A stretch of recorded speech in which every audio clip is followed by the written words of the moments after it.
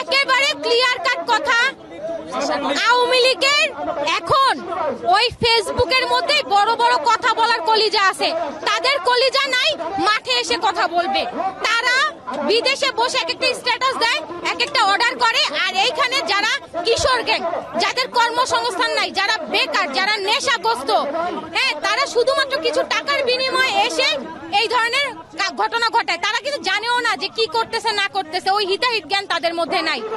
এই নেশাখোর, গাঁজাখোর, এই কিশোর গ্যাং, সন্ত্রাস গ্যাং, এরা হচ্ছে এই হামলাকাণ্ড ঘটিয়েছে।